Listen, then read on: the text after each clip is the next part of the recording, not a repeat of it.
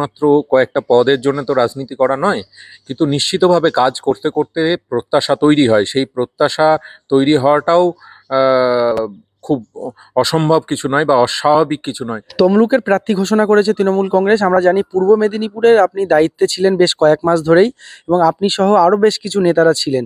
আমরা দেখতে পেলাম সেখানে সাংগঠনিকভাবে যেটা আমরা শুনতে পাচ্ছিলাম মানুষের কাছে, যে আপনারা টিকিট পাচ্ছেন, লোকসভায় প্রার্থী হচ্ছেন, হঠাৎ করে সেখানে দেবাংশু প্রার্থী হলো।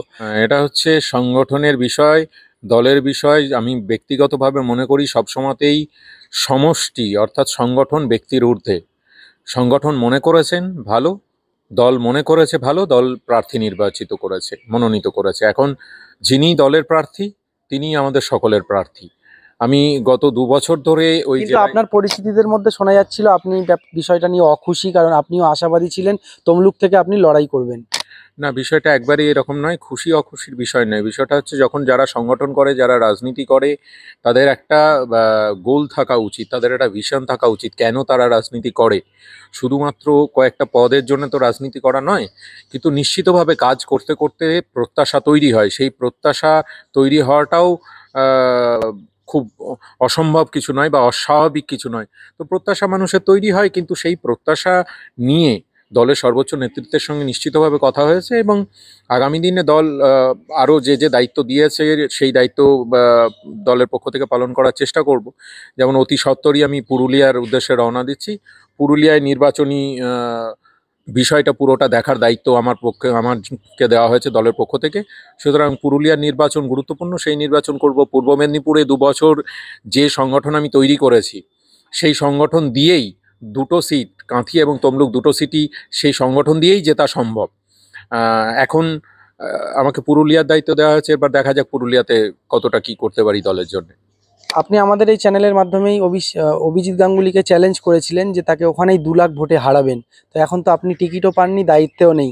তো আপনার আপনাদের যে দলের প্রার্থী দেবাংশু, তার প্রতি আপনার কি পরামর্শ থাকবে?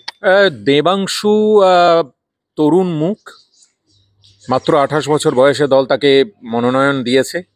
আমি আশা রাখি সে তার যে এনার্জি, তার যে শক্তি, সেটা দিয়ে সর্বোচ্চভাবে যদি ঝাঁপিয়ে পড়ে, তাহলে আমি আবারও মনে করি যে ব্যক্তি নয় দলই বড়। সেক্ষেত্রে দেবাংশুর তমলুক সিট থেকে জেতাটা অবশ্যই উচিত এবং নিশ্চিতভাবে ওখানে জিতবে।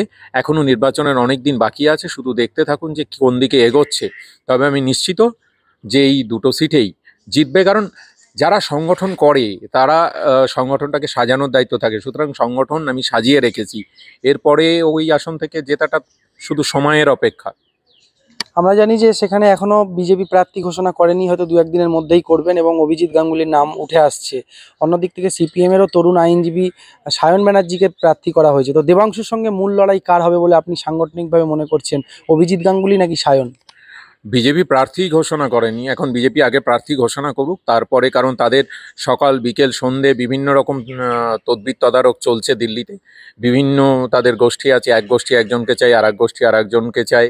তো সেইগুলো সেরে তারা আগে ময়দানে আসুক, তারপরে সেই বিষয়ে কমেন্ট করব।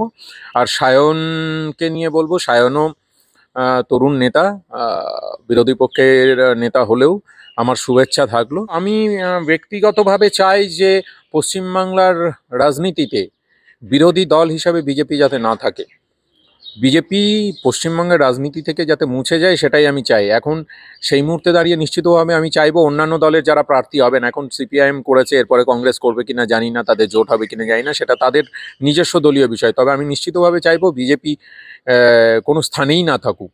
সুতরাং তৃণমূল কংগ্রেস 1 নম্বরে, সেটা নিয়ে আমার ইন্টারেস্ট, এবং বিরোধী দল হিসাবে যদি বিজেপি ছাড়া অন্য কাউকে দেখতে পাই তাহলে আমার ভালো লাগবে।